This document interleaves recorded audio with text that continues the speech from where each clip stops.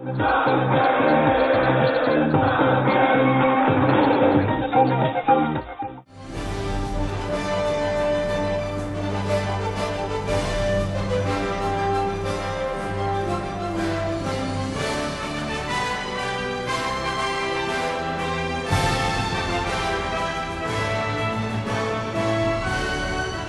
আপনি দেখছেন এবিপি আনন্দ এবং আপনার সঙ্গে আমি সুমন। মুম্বাই থেকে আমাদের সরাসরি বিশেষ অনুষ্ঠানে আপনাদের সবাইকে স্বাগত। আমরা এই মুহূর্তে মুম্বাইয়ে এবং আমার একদিকে মেরিন ড্রাইভ, সেই মেরিন ড্রাইভ যেখানে 2011 বিশ্বকাপ জয়ের পর যখন সচিন বলছেন তার জীবনের সেরা মুহূর্ত এটাই, তখন এই মেরিন ড্রাইভে মাঝরাতে মানুষের ঢল নেমেছিল। আর আমার অন্যদিকে সিসিআই সেই স্টেডিয়াম যেখানে 18 বছরের আগে কারুর সদস্য পদ দেওয়া হয় না, ব্যতিক্রম হয়েছিল শুধুমাত্র একজনের ক্ষেত্রে। 18 বছরের আগে যাকে সদস্য করা হয়েছিল তার নাম সচিন তেন্ডুলকর, এবং এই সিসিআই এর স্টেডিয়ামে নেট প্র্যাকটিস করছিলেন ছোট্ট সচিন, আর একজন অলক্ষ্যে লুকিয়ে তার নেট প্র্যাকটিস দেখছিলেন, তার নাম সুনীল গাভাস্কর। সুনীল মুগ্ধ হয়েছিলেন, শুনেছিলেন যে ছোট্ট একটা ছেলে খুব ভালো খেলছে, কিন্তু সুনীল আসবেন এই খবরটা চাউর হতে চাননি, তার কারণ ছেলেটার ওপর চাপ বাড়বে।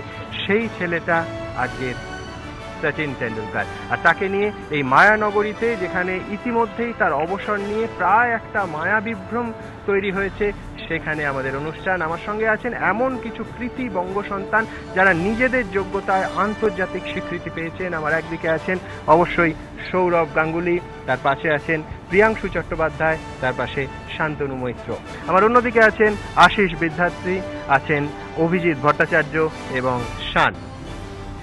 সৌরভ, এই অনুষ্ঠান শুরু করব একেবারে অন্য রকম, অন্য সুর দিয়ে, মানে চতুর্দিকে প্রশংসা, উচ্ছ্বাস, চোখের জল, তার মধ্যে জাভেদ মিয়াঁদাদ, পাকিস্তানের প্রাক্তন টেস্ট অধিনায়ক, তিনি বলেছেন এই কয়েক ঘন্টা আগে, আমি কোট আনকোট বলছি, বাংলা তর্জমা করলে এরকম দাঁড়াচ্ছে, আমি মনে করি উপমহাদেশে যদি কোনো ক্রিকেটার তার আন্তর্জাতিক কেরিয়ার টেনে লম্বা করার চেষ্টা করেন, তাহলে অবসরের পর তাকে অল্প দিনের মধ্যে ভুলে যান ক্রিকেট প্রেমীরা।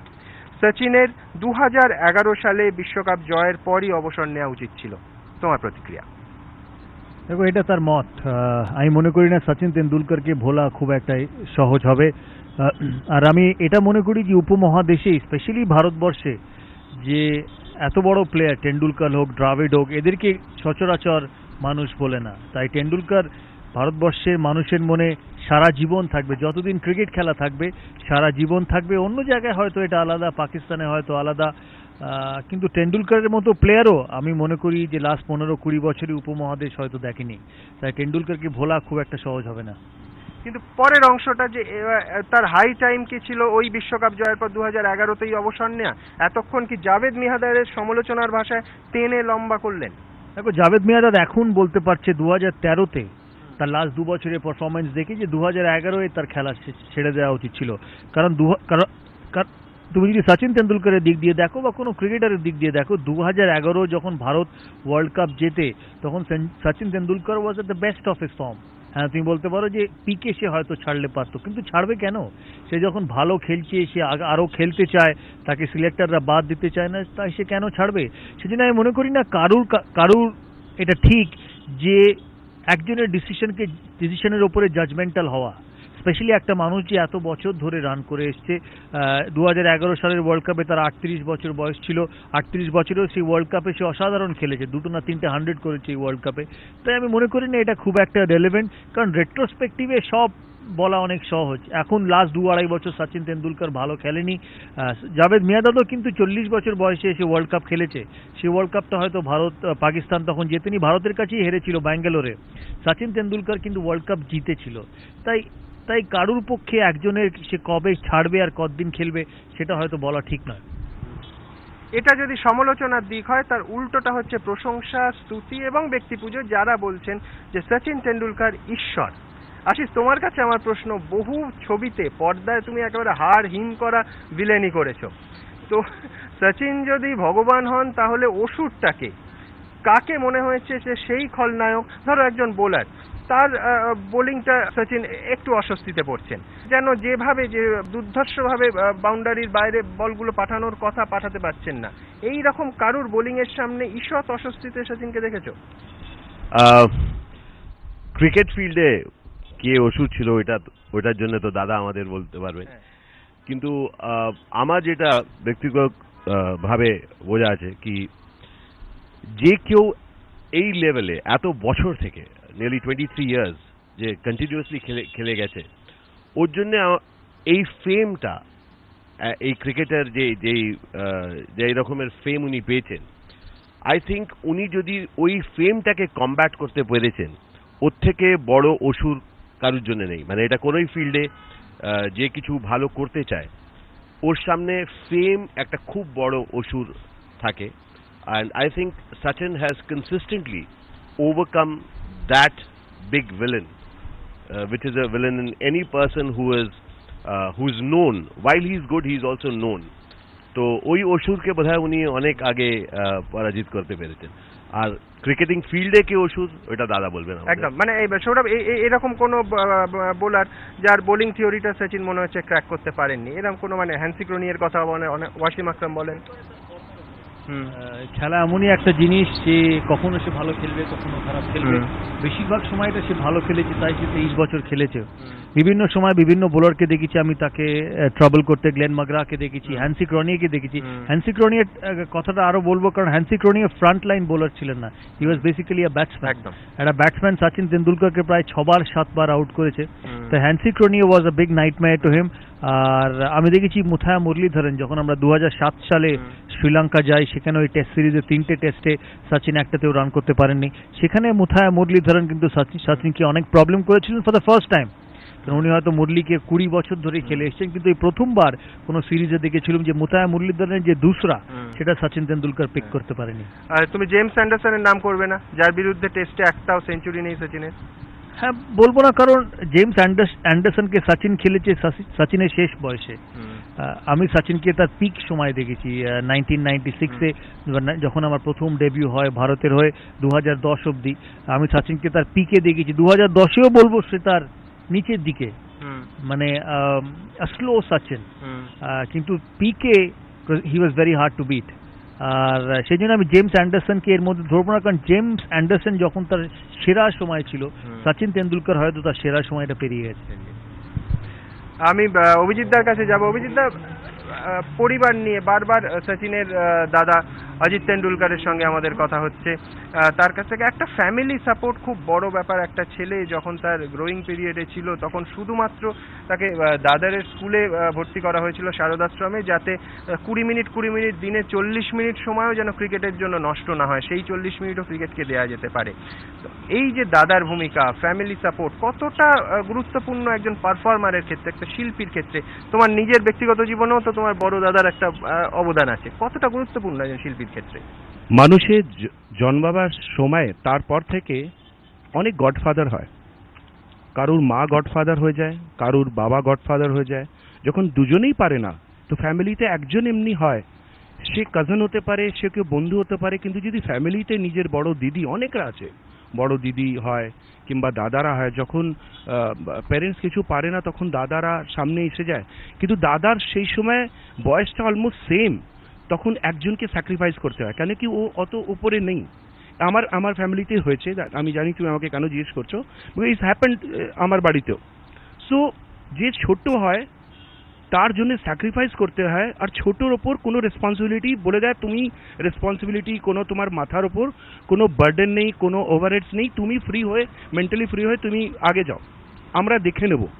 তো এই জিনিসটা যখন একেবারে মেন্টালিও যেন ফ্রি হয়ে যায়, কি আমাকে পরিবারকে চালাতে হবে না, কিছু করতে হবে না, আমি একটা দিন নিজে পরিবারের নাম মানে একেবারে জগৎ ব্যাপী করে দেবো, তো তখন আমার মনে হয় কি অতটাই কন্ট্রিবিউশন একটা দাদার হয়, যেটা সচিন তেন্ডুলকরের, সেটাও এত কামলি, এত ভাবে আমরা জানতাম না। এখন ধীরে ধীরে জানতে পারছি কি ওনার দাদা এত বড় স্যাক্রিফাইস করেছে। তো আমার মনে হয় কি কন্ট্রিবিউশনটা যতটা সচিন তেন্ডুলকর দেশের জন্য কন্ট্রিবিউশন করেছে, ততটাই কন্ট্রিবিউশন তার দাদা সচিনের জন্য করেছে। আশিস আর অভিজিৎদার অংশটা ট্যাগ করে যদি সৌরভের কাছে আবার একবার যাব, তার কারণ ড্রেসিং রুমে সচিনকে, মানুষ সচিনকে তোমার থেকে বেশি আমরা কেউ দেখিনি। এই যে ফেমে মাথা না ঘুরে যাওয়া, এত বছর কনসিস্টেন্টলি পারফরমেন্স দিয়ে যাওয়া এবং বিতর্ক এড়িয়ে, তার কোথাও কি মিডল ক্লাস রুটসটা তাকে হেল্প করেছে, তোমার কি মনে হয়? হ্যাঁ নিশ্চয়ই, আমি মনে করি ফ্যামিলি ব্যাকগ্রাউন্ড খুব ইম্পর্টেন্ট। আর ওটা একটা জেনারেশন ছিল, ওই জেনারেশনের প্লেয়ার বা এখন জেনারেশনের প্লেয়ার মধ্যে অনেক তফাৎ, সময় পাল্টেছে, জেনারেশন পাল্টেছে। ওই সময় অনেক বড় প্লেয়ার ভারতের খেলেছে, রাহুল দ্রাবিড় তার মধ্যে একজন, অনিল কুম্বলে তার মধ্যে একজন, বীরেন্দ্র সেহবাগ। তাদেরকেও কিন্তু দেখবে যে এত নাম, এত popularity, financially they are so well off, এতে কিন্তু তাদের মাঠ যেটা বলে না বাংলায় দুটো পা মাটিতে, সেটা কখনো কিন্তু কোনোদিন সরে যায়নি। আর সেই জন্যই হয়তো তারা এতদিন খেলতে পেরেছে, যেটা আমি মহেন্দ্র সিং ধোনির মধ্যেও দেখি যে তার এত সাকসেস, তার এত অ্যাচিভ করেছে তার 8-9 বছর ক্যারিয়ারে। ওকেও দেখে মনে হয় that he knows where he stands. আর এটা একটা সবচেয়ে বড় জিনিস যে কোনো মানুষের বড় হওয়ার জন্য। It's very important to know the reality and stick to reality, যেটা সচিন তেন্ডুলকর বা যাদের নাম করলাম তারা তাদের ফ্যামিলি ব্যাকগ্রাউন্ড থেকে, তাদের কারণ খেলার সূত্রে, অনেকদিন খেলার সূত্রে রাহুল দ্রাবিড়ের বাবা বা সচিন তেন্ডুলকরের, এমনকি ওনার মিসেস অঞ্জলি তেন্ডুলকর, ওনার বাবা মা, ওনার দাদা, অনিল কুম্বলের ফ্যামিলি, এদেরকে দেখলে বোঝা যায় যে এদের ভ্যালিউসগুলো কোত্থেকে এসছে। আর আমি মনে করি বড় হওয়ার এটা মস্ত বড় একটা গুণ।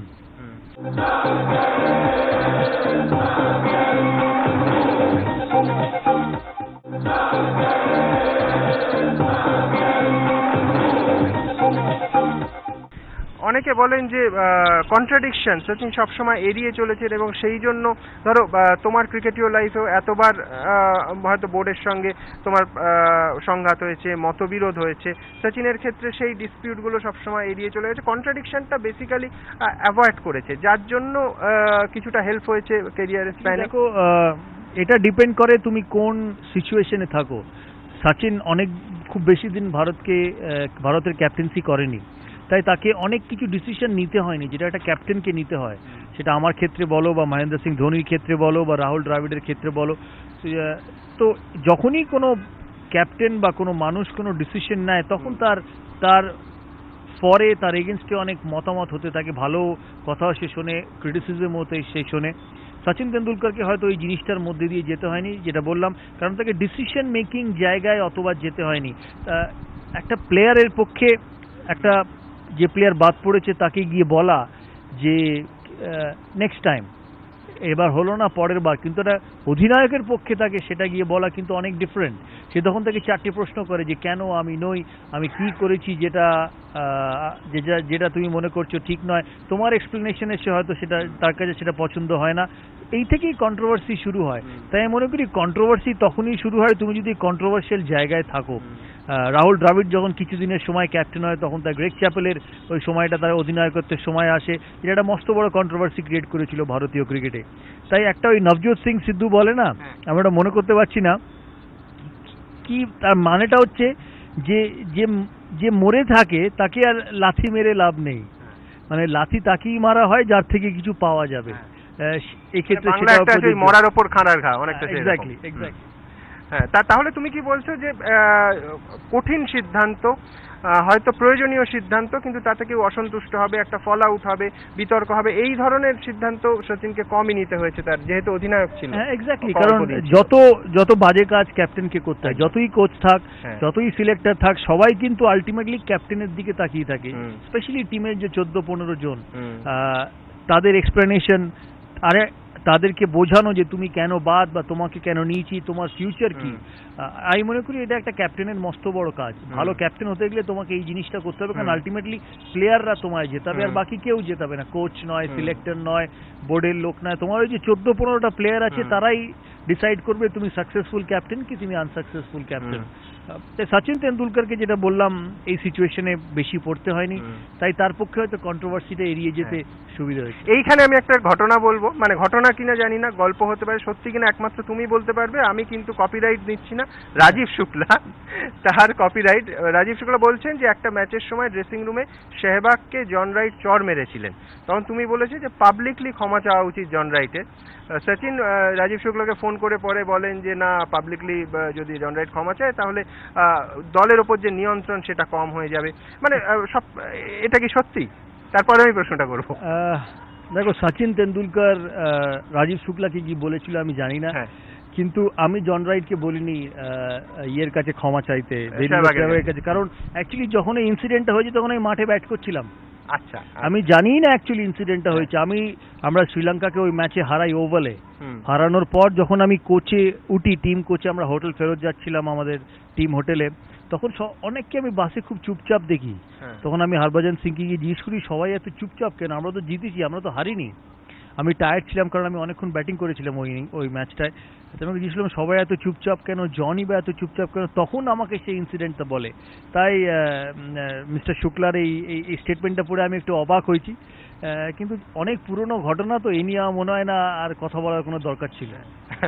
কিন্তু নিঃসন্দেহে এইরকম সময় নানা ঘটনা, তার ভেতরে কিছু কল্পনা, গল্প, বাস্তব সত্য থাকবে, একটার পর একটা আসবে। এইরকম একটা মুহূর্তে অভিজিৎদা তোমার কাছ থেকে সচিনকে ডেডিকেট করে তুমি কিছু শোনাতে চাইবে? একটা গান, একটা তোমার কয়েক লাইন। সচিনের জন্য আমি একটা, মনে হয় আজকের দিনে সচিনের জন্য এই গানটা, তুম দিল কি ধড়কন মে रहते हो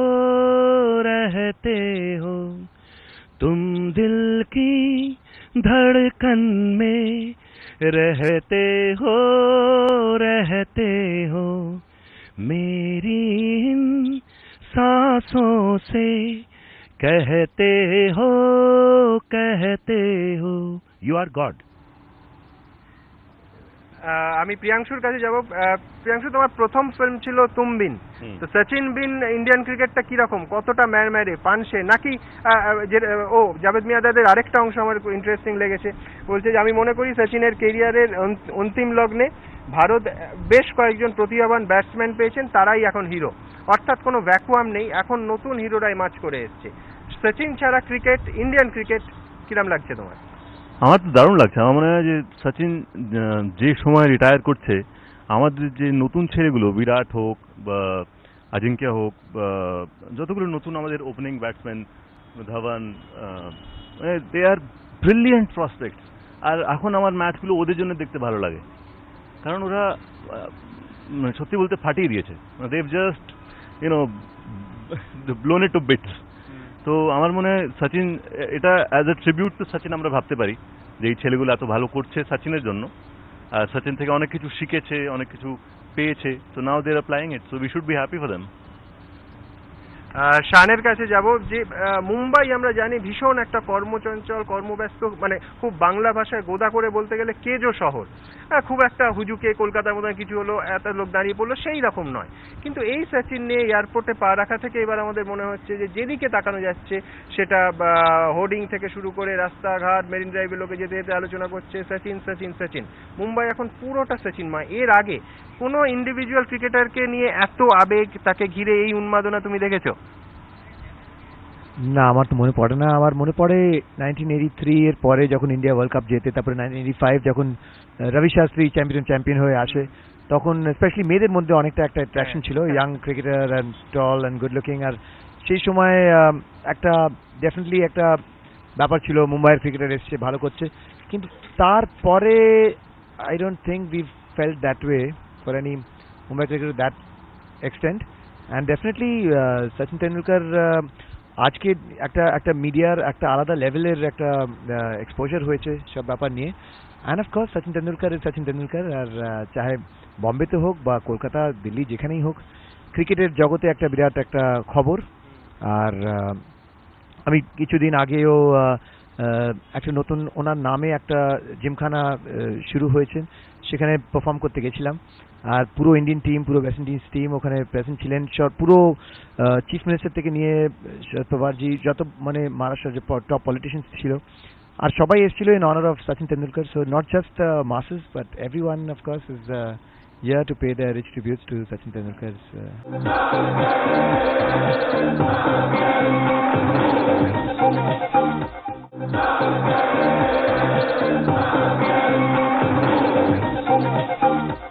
আমি জানি লাইভ টেলিকাস্টের কল্যাণে যে ওখানে ডন ট্যুর গানটাকে তুমি পাল্টে সচিনের নাম দিয়ে তুমি গেয়েছো, শুনিয়ে দেবে আমাদের দর্শকদেরও যারা সেদিন জিমখানায় ছিলেন না? হ্যাঁ, আমি জানতে পারলাম যে ওনার ফেভারিট সিঙ্গার কিশোর দা, হ্যাঁ। Kishore Kumar, which is a common thing for I think both Abhijit da, myself, probably all of us. So designed perform that day. হ্যাঁ হ্যাঁ হ্যাঁ, তো আমি আটকে গেছিলাম কলকাতায়। তো আমরা আমরা দুজনেই কিশোর দার করাচ্ছিলাম। মেডলি বানিয়ে করেছিলাম। তো উর্মি मैं हूँ डॉन, मैं हूँ डॉन, मैं हूँ क्रिकेट जगत का डॉन। এই ডনের কথায় মনে পড়লো সৌরভ যে একটা তুলনা করা, এটা তো একটা ভারতীয় স্বভাব, ইনফ্যাক্ট বিদেশেও দেখা যায়। সচিনের কেরিয়ারের একদম শুরুর থেকে বা মিড থেকে ভয়ঙ্করভাবে পক্ষে এবং বিপক্ষে মত এবং ডন ব্র্যাডম্যানের সঙ্গে তুলনা, কে গ্রেটার কে গ্রেটেস্ট সেই নিয়ে। তোমার এটা নিয়ে প্রথম কথা যে একজন ক্রিকেটারকে আরেকটা সময় আরেকজন ক্রিকেটারের সঙ্গে তুলনা করা যায় কিনা? যায় না, আচ্ছা। কোনো মতেই যায় না, কারণ অনেক কিছু পাল্টেছে। ডন ব্র্যাডম্যানের সময় মস্ত বড় জিনিস যেটা ছিল না হচ্ছে সেটা হচ্ছে হেলমেট। হেলমেট একটা এমনই জিনিস সে ক্রিকেটের ব্যাকরণ পুরো পাল্টে দিয়েছে।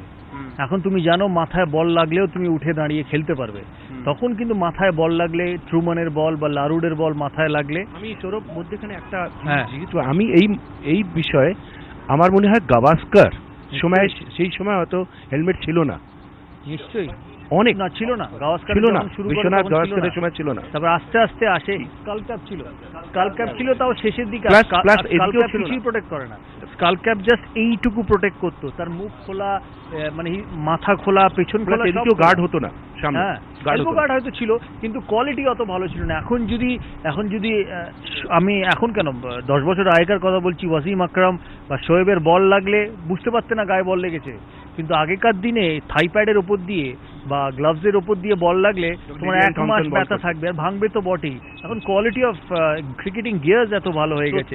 হ্যাঁ, তাই গাভাস্কারের পারফরমেন্স যেটা অভিজিৎ দা বললেন একদম ঠিক, বিনা হেলমেটে ওয়েস্ট ইন্ডিজ ফাস্ট বোলারদের সামনে 13টা century is a phenomenal effort. সেই জন্য আমি মনে করি কোনো যুগের সঙ্গে কোনো তুলনা হয় না। ডন ব্র্যাডম্যান খেলেছে আনকাভার্ড পিচেসে, বিনা হেলমেটে, body line, uncovered pitches. Don Bradman Ashes খেলতে যেত 6 মাস, তখন এত ক্রিকেটে এত পয়সাও ছিল না, এত ফাইন্যান্সিয়াল ব্যাকিংও ছিল না যে তার পরিবার সাথে যাবে, মানে জাহাজে উঠলো তো 6 মাস বাদে দেখা, আর ফোন নেই, স্কাইপ নেই, ইন্টারনেট নেই, টেলিগ্রাম করে তার সঙ্গে সম্পর্ক রাখা, মানে ফিরে এসে যে বউ আছে কি নেই সেটাও বলতে পারবে না। হ্যাঁ, তো সেই দিক দিয়ে ইট ওয়াজ আ ডিফারেন্ট সিচুয়েশন। আর এখন সচিন তেন্ডুলকর খেলবে, আমরা যখনই যাই তার স্কাইপে, তার পরিবার যাচ্ছে তার সাথে, তার নিজের লোকেরা সাথে যাচ্ছে, 1 মাস ট্যুরের পর তুমি বাড়ি, so it's a completely different ball game. সেজন্য আমি মনে করি না কারোর সঙ্গে কারোর তুলনা করে। কিন্তু আমি একটা কথা বলবো, আমার জেনারেশন অফ প্লেয়ার্সদের মধ্যে আমার দেখা সচিন তেন্ডুলকর শ্রেষ্ঠ। He is the best for the last 25-30 years. আমি দেখেছি অনেক বড় প্লেয়ার এসছে, অনেক বড় প্লেয়ার আসবে। আমি প্রিয়াংশুর কথাতেই যাবো, তুমি প্রিয়াংশুকে জিজ্ঞেস করলে যে নতুন ছেলেরা আসছে, জাভেদ মিয়াঁদাদ বলেছে যে নতুন ছেলেদের দেখে মনে হচ্ছে টেন্ডুলকার চলে গেলে তাকে কেউ মনে করবে না। আমি জানি না জাভেদ মিয়াঁদাদ কেন এই কথাগুলো বলছেন, কারণ he is actually a huge fan of Sachin Tendulkar. আমি দেখেছি, আমরা 2006 সালে পাকিস্তান গেছিলাম, আমার সঙ্গে জাভেদ মিয়াঁদাদের সম্পর্ক খুব ভালো ছিল অ্যাকচুয়ালি, কারণ I use to admire him as a coach. কারণ আমি দেখেছি 2003-এ যখন আমি ক্যাপ্টেন হয়ে পাকিস্তানে যাই, ও প্যাভিলিয়ন থেকে দাঁড়িয়ে মঈন খানকে বলছে বোলারকে কোথায় মারতে হবে, মানে ও তখন কোচ, মঈন খান মধ্যিখানে ব্যাট করছে, জাভেদ, আর মানে অ্যাজ এ ক্যাপ্টেন তুমি একবার জাভেদ মিয়াঁদাদকে দেখছো, একবার মঈন খানকে দেখছো, আশিস নেহরা বল করলে ওখান থেকে দেখাচ্ছে সরে অফ সাইডে মারো, ঢুকে অন সাইডে মারো। So for me he was a likeable character Javed Miandad. তাই তার মুখ থেকে এই জিনিসগুলো আমি একটু শুনে অবাক। আমি এটা বলতে চাই with due respect to both, because Javed Miandad was also a fantastic player, with due respect to both, যে যতই বিরাট কোহলি হোক, শেখর ধাওয়ান হোক, রোহিত শর্মা হোক, তারা সারা পৃথিবীতে যতক্ষণ না খেলবে তাদেরকে তুমি কোনো পর্যায়ে ফেলতে পারো না, যে তারা এক্সেপশনালি ট্যালেন্টেড, যেটা প্রিয়াংশু বললো, অ্যান্ড দ্য রেজ হোপস যে এরা ভালো খেলবে, এরা ভবিষ্যতে ভারতকে এগিয়ে নিয়ে যাবে। কিন্তু সচিন তেন্ডুলকরের সঙ্গে তুলনা করতে তাদের অনেক সময় লাগবে, আর করা উচিত না। অনেক ক্ষেত্রে তাদের প্রতি ইনজাস্টিস। এক্স্যাক্টলি, অনেক ক্ষেত্রে তুমি শুনে থাকবে whether Virat Kohli will fill Tendulkar's boots, whether Shekhar Dhawan will fill Rahul দ্রাবিড়'s boots। এরা তো একদিনে হয়নি, it took 15 years। সচিনের আগে সৌরভ গাঙ্গুলি হতে হবে। যাই হোক, it took them 15-20 years। Sachin Tendulkar আজকে পৌঁছেছে এত লাফালাফি, এত হুল্লোড় টেন্ডুলকরকে নিয়ে, because is played 25 years for India. কত 30,000 রানস, 30,000 ইন্টারন্যাশনাল রানস। সেই জন্য it's not right to compare, it's not right to put pressure on this young boys, যারা ভবিষ্যতে ভারতকে কি এগিয়ে নিয়ে যাবে। আমি আবার বলছি, সচিন তেন্ডুলকারই থাকবে। এই মুহূর্তে সৌরভ এখানে আমরা দেখতে পাচ্ছি ফ্লাড লাইট একটা ম্যাচও চলছে, এই স্টেডিয়ামেও তুমি আর সচিন খেলেছো তো? কি অনেকবার, আমি প্রথম এই স্টেডিয়ামে খেলি 1991-এ সিসিআইতে, তখন চিন্তা না কে রবি শাস্ত্রী আর কি। আমাকে রবি শাস্ত্রী একদিন বললো যে তুমি আমাকে একটা 6 মেরে দিলে সিসিআই বাইরে। আমি তখন অত ভালো করে জানতামও না যে ওরা বোধহয়, আমি সিসিআর হয়ে খেলছিলাম। আমার এখনো মনে আছে রাজ সিং দুনগারপুর আমাকে ইনভাইট করেছিল এই ম্যাচটা খেলার জন্য, কারণ তখন আমি সবে আন্ডার-19 ইন্ডিয়ার এই ওয়ানখাডেতে সেঞ্চুরি করেছিলাম পাকিস্তানের সাথে। তা সেখান থেকে উনি আমাকে নিয়ে এসে বলে যে সিসিআই টুর্নামেন্ট চলছে, গোল্ডেন জুবলি বোধহয়, তোমাকে সিসিআর হয়ে খেলতে হবে। তখন এই প্রথম সিসিআইতে খেলা, তারপরে অনেকবার সিসিআইতে খেলেছি, আইপিএল খেলেছি। ইটস এ টেরিফিক ভেনিউ দো, কিন্তু ওয়ানখাডে স্টেডিয়ামের হয়তো আমেজটাই আলাদা। আমি শান্তনুর কাছে যাব। শান্তনু, মিউজিক ডিরেক্টরদের আজকাল নানা ধরনের চ্যালেঞ্জের মুখে পড়তে হয়। একটা তো ডেফিনেটলি যে হিরোদের দিয়ে গান গাওয়ানো। আমরা অক্ষয় কুমারকে দেখেছি, তার আগে বিগ বিকে তো দেখেইছি আমির খান গান গাইছেন। আমার কাছে এই প্রশ্ন নয় যে সেটা মিউজিক ডিরেক্টরের কাছে কত বড় চ্যালেঞ্জ। ধরো সচিন রাজি হলেন যে একটা ফিল্মে অভিনয় করবেন এবং তাকে গান গাইতে হবে, তুমি মিউজিক ডিরেক্টর। সেই গলায় শোভাদে একসময় যেটা বলে খুব সমালোচিত হয়েছিলেন যে মিকি মাউস ভয়েস, সচিনকে তোমার একটা ছবির প্রয়োজনে সকণ্ঠে গান গাওয়াতে হবে, কি স্ট্র্যাটেজি নেবে শান্তনু মৈত্র মিউজিক ডিরেক্টর? এই প্রশ্নটা তুমি যদি আজ থেকে 10 বছর আগে করতে, আমি বলতাম প্রচন্ড প্রবলেম। এখন আমাদের কাছে অসাধারণ সফটওয়্যার হয়ে গেছে, মানে গান সুরে গাওয়াটা ইজ নট ইম্পর্টেন্ট এনিমোর। সেগুলো সব মেশিন ঠিক করে দেয়, তো আমার কোনো প্রবলেম হতো না সচিন তেন্ডুলকর গাওয়াতে। আচ্ছা, ধরো একটা ম্যাচ হচ্ছে সৌরভ একাদশ আর সচিন একাদশ, তুমি তোমার এখানে কর্মক্ষেত্রে তোমায় থাকতে হয়, কলকাতায় তোমার অজস্র কাজ, অজস্র বন্ধু বান্ধব, ফ্যান ফলোয়িং, তো কোন টিমে জয়েন করবে? আমি কেন, মানে এইটাতে কিন্তু ইকুইপমেন্ট আর কিছু টেকনোলজি সফটওয়্যার হেল্প করছে না। আমি একটা কথা বলতে চাই। একবার টিভিএস এর একটা ইভেন্ট ছিল, সেখানে কিন্তু মানে বাকায়দা ম্যাচ ছিল সচিন 11 ভার্সেস চান 11। ওখানে যারা যারা বাইক কিনেছিল তাদের মধ্যে লাকি ড্র করে দে হ্যাড মেড 2 টিমস, আর আমরা খেলেছিলাম। আর আমার মনে আছে আমি সচিন বোলিং করতে গিয়ে লেফট হ্যান্ড দিয়ে বল ছড়ে, আমি বল ধরে বললাম ঠিক আছে আমরা সেরকম খেলি না ইন্ডিয়ার জন্য, কিন্তু অ্যাটলিস্ট রাইট হ্যান্ড থেকে বোলিং করা, I know you bowl with your right hand. আমি জানতাম that he's a lefty and he can bowl with both the hands.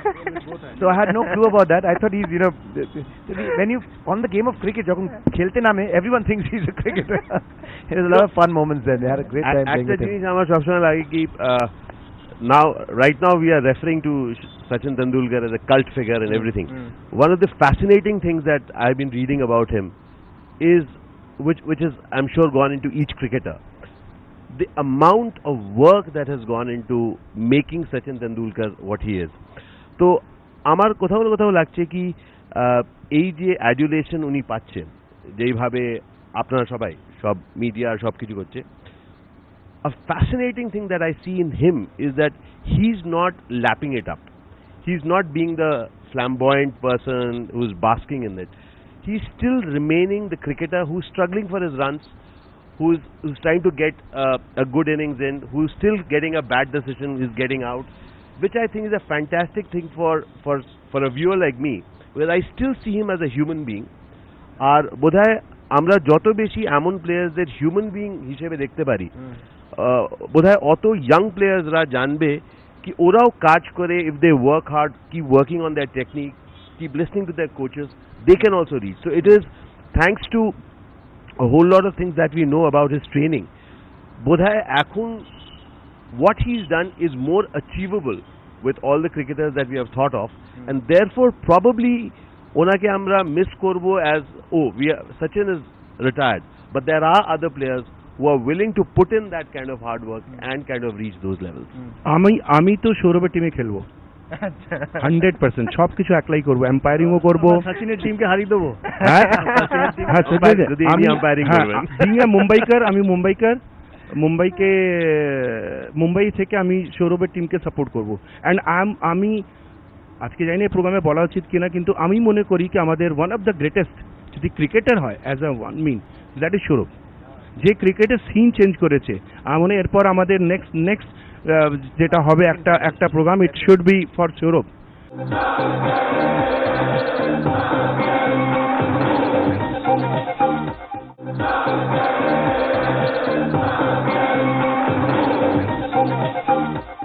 আমি ক্রিকেট দেখা ছেড়ে দিয়েছি যবে থেকে সৌরভ দা, সত্যি বলছি, মানে সৌরভ দা কেন বলবো, he is so young to me, but I always respect him like a big brother. He has got that kind of big, মানে সবাইকে নিয়ে চলা, একটা অ্যাডমিনিস্ট্রেটর, একটা লাভিং পারসন, মানে সবসময় আমি কত হচ্ছে অনেক সিনিয়র, কিন্তু ওকে সবসময় আমি লাইফে একবার ওপরে একটা বিগ ব্রাদার মতন করে দেখেছি. দ্যাটস রেসপেক্ট ক্রিকেটে সৌরভের কাছে আছে, and I will do anything for Sourav. তো আমার সব বন্ধু বান্ধবরা যখন বলেই ফেলেছে এখন আমি সৌরভের সঙ্গেই খেলবো, সাহস পেয়েছে আর কি, টিমে ভালো প্লেয়ার পেয়েছে, সাহস পেয়েছে. In Sharjah, I think it was a India Zimbabwe finals, and I watched that match live when without losing a wicket, I think 193 was Zimbabwe's score, 10 wickets, and Sourav Ganguly, Sachin Tendulkar, without losing a wicket, completed the whole score. এই show থেকে এরম situation হওয়ার আগে যে সচিন প্লেয়ারই পাচ্ছে না, সবাই সৌরভের দলে খেলছে, আর আমি প্লেয়ার পাবে, ভালো প্লেয়ার গুলো আমার দলে, আমাদের মতন প্লেয়ার যেগুলো সচিনকে তুই রান করে তো টিমকে জেতা, আমাদের মতন প্লেয়ার পেলে জিতেই যাবে. সেটা উইথ আ সিরিয়াস নোট, আশিসের যে কথাটা যে এই তাকে ঘিরে উন্মাদনা, এই এত সংবর্ধনা, এই মিডিয়া হাইপ একজন পারফর্মারের কতটা ডিস্টার্ব করে, যে আর কি নিজের শেষ টেস্টটাও নিজের সবকিছু দিয়ে, কিছুদিন আগে পাঞ্জাবের লালিতে গিয়ে রঞ্জি ট্রফি খেলে এসেছে শুধু ফিটনেস. এই জিনিসটা সে অনেকদিন ধরে দেখেছে, it's not the first time. এখন হয়তো মাত্রাটা একটু বেশি, হয়তো আগে 50% হতো, যেহেতু সে খেলা ছেড়ে দিচ্ছে বলে 90%. আমার এখনো মনে আছে ভারত যখন T20 বিশ্বকাপ খেলে ফেরে এই মেরিন ড্রাইভে মানে নড়ার জায়গা ছিল না, ভারতীয় টিম যখন মহেন্দ্র সিং ধোনির ক্যাপ্টেন্সিতে ওপেন টপ বাসে এসেছিল, তো ভারতীয় ক্রিকেট এই জিনিস দেখেছে. আমি মহেন্দ্র সিং ধোনিকে নিয়ে উচ্ছ্বাস দেখেছি, আমি কপিল দেবকে নিয়ে দেখেছি কলকাতায় প্যান্টালুন্সের সামনে ওনাকে গাড়ির ওপর উঠতে হয়েছিল এই লোককে নমস্কার করার জন্য. তো এই জিনিস ক্রিকেটারদের নিয়ে হয়ে থাকে, সচিন তেন্ডুলকরকে নিয়েও হয়তো হয়েছে. তাই যেটা বললাম যে ব্যাকগ্রাউন্ড খুব ইম্পর্টেন্ট, তার ব্যাকগ্রাউন্ড তাকে শিখিয়েছে যে খেলাটা আগে, তার মুম্বাই ক্রিকেট কালচার বা ডোমেস্টিক ক্রিকেট বা যে কোনো স্টেটে, রাহুল দ্রাবিড়েরও Karnataka cricket culture, past players Gavaskar, Vishwanath, তাদের শিখিয়েছে যে খেলাটা কিন্তু আগে, যতদিন এটা থাকবে ততদিন ওটা থাকবে, যেদিন এটা চলে যাবে ওটাও থাকবে না. It's so well correlated that if this slips, that slips also. এই থেকে সে শিখেছে. আর সচিন তেন্ডুলকর বা যে কোনো বড় প্লেয়ার, আমরা শুধু সচিন তেন্ডুলকর নিয়ে কথা বলছি আজকে, তুমি যদি ডিয়াগো ম্যারাডোনাকে দেখো, তুমি যদি পিট স্যাম্প্রাসকে দেখো, ম্যারাডোনা একবার আর্জেন্টিনার কোচ হয়েছিল, কোচ হয়ে যাওয়ার পর তাকে কয়েকদিনের মধ্যে সরিয়ে দেওয়া হয়. আমার এখনো মনে আছে আমি একটা কোথাও বলেছিলাম যে it is a horrible decision, কারণ লোকটার প্যাশন তুমি মাঠের মধ্যে দেখে মনে হচ্ছে ও নিজেই খেলছে, অত বড় প্লেয়ার. আমার দেখা বিশ্বের শ্রেষ্ঠ ফুটবলার, আমাকে অনেকে বলে মেসি, আমি পেলেকে অত ভালো করে দেখিনি, কিন্তু আমি ম্যারাডোনাকে যা দেখেছি আমার মনে হয় না পেলে এর থেকে খুব একটা বেশি ভালো হবে, যদিও বা হতে পারে. সেজন্য এইসব প্লেয়ারদের একটা খেলার প্রতি একটা ভালোবাসা, একটা খেলার প্রতি একটা প্যাশন এতই বেশি থাকে, যেটা অ্যাকচুয়ালি হেল্প করে বাকিদের থেকে এগিয়ে যেতে, যে কোনো জীবনে যে কোনো অঙ্গে বা যে কোনো ডিপার্টমেন্টে. অভিজিৎ দা, শান, সবাই, শান্তনুদা, প্রিয়াংশু, উনি এরা হয়তো অ্যাক্টর, ওরা সিঙ্গার. নিজের প্রফেশনের প্রতি যদি প্যাশন না থাকে, তুমি যদি সকালবেলা উঠে if you don't want to go and do it, তোমার কোনো ইম্প্রুভমেন্ট হবে না. যেটা সচিন তেন্ডুলকর বা যে কোনো বড়, যে কোনো successful person, whether he is an entertainer, whether he is a sportsman, whether he is a educationist or whoever, that passion has to remain, and as long as that passion remains, you will stay grounded, because nothing else will matter to you other than doing well in that profession. যেটা সচিন তেন্ডুলকর, রাহুল দ্রাবিড় বা যে কোনো বড় player আমি খুব কাছ থেকে দেখেছি.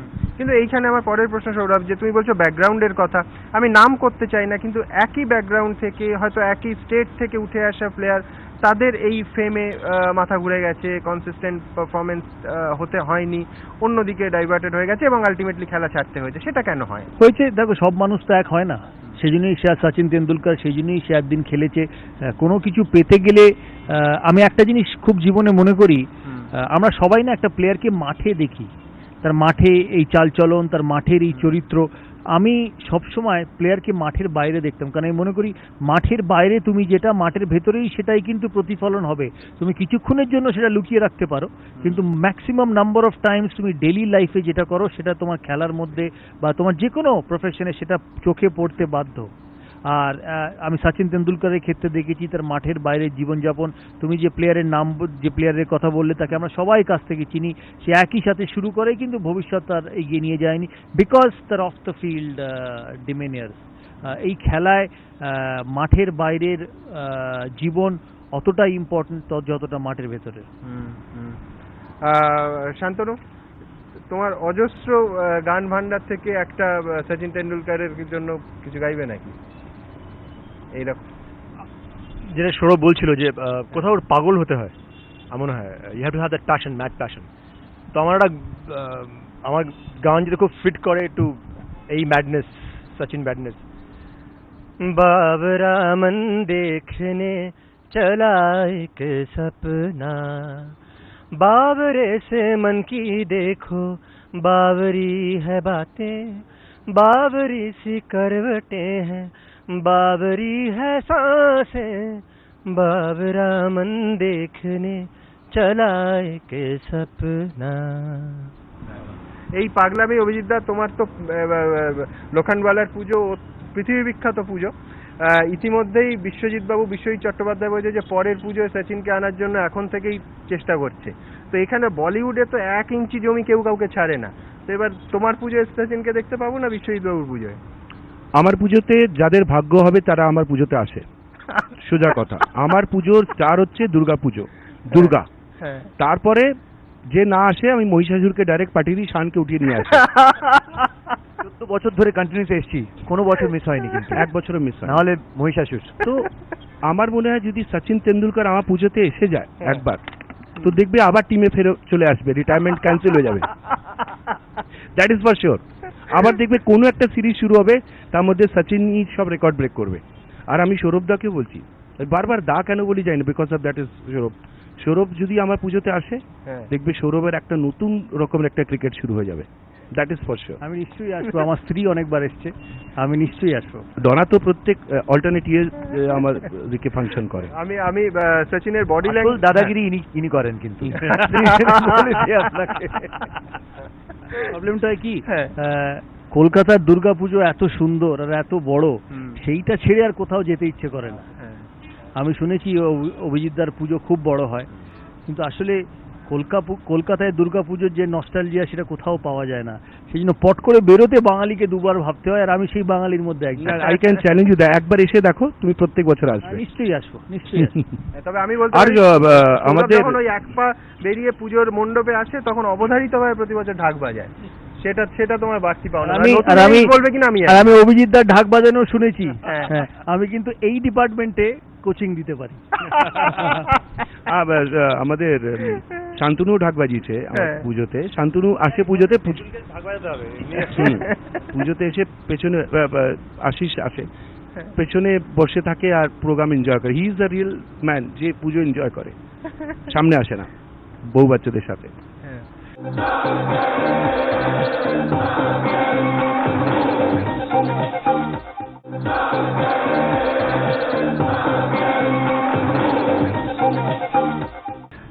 আমি আশিসদার কাছে যাবো। আশিসদা, ধরো বডি ল্যাঙ্গুয়েজ, অভিনয় তো একটা খুব বড় ব্যাপার। এই ভিলেন হিসেবে নায়কের সঙ্গে একেবারে চোখে চোখ রেখে যে টক্কর, সচিন তেন্ডুলকরের সেই রকম অ্যাগ্রেসিভ বডি ল্যাঙ্গুয়েজ মাঠের মধ্যে কখনো ছিল না। মানে অনেক ক্রিকেটার একদম ফাস্ট বোলারের চোখে চোখ রেখে ব্যাট করতে নামেন, বারবার সচিন এখন এতগুলো ক্যামেরার কল্যাণে সবাই দেখতে পায় যে চোখ নামিয়ে নিচ্ছেন, কিন্তু সেই জিলটা কি যেটা যে কোনো ধরনের বোলিং এর বাধাকে ভেঙে এগোতে পারে? বডি ল্যাঙ্গুয়েজ বা অন্য কিছু, বা সেটা তো রিফ্লেক্টেড হয় না, অন্তত সচিনের অ্যাপিয়ারেন্সে এত 2 দশকের বেশি সময় ধরে হয়নি।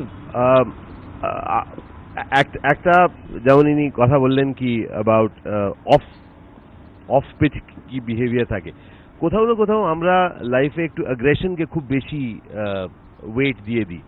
আমরা সবাই একটুখানি ফ্লেভার অফ দ্য সিজন হচ্ছে কি অ্যাগ্রেসিভ হতে হবে, ম্যাকেনরোর মতন করতে হবে, কিছু চেঁচামেচি করতে হবে। বাট ওভার দ্য ইয়ার্স আমি দেখেছি কি each one of us is very unique.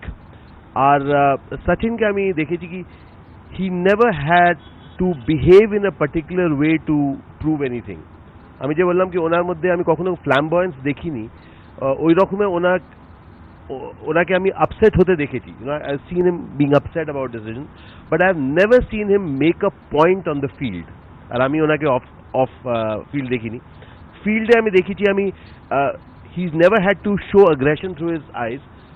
উনি ওপরে কখনো দেখতেন, কখনো নিচে দেখতেন, কেউ ওকে একদম ওয়ান্সার দিচ্ছে, ও এদিকে ওদিকে দেখছেন, but he really I think trusted in his capabilities. আর somehow উনি যে সেঞ্চুরির পরে উপরে তাকাতেন নিজের বাবার কথা ভেবে, somewhere I think he probably never mentions it, but there is a keen spirituality in whatever he is doing. R that goes much beyond any aggression that we are talking about, and that really inspires me.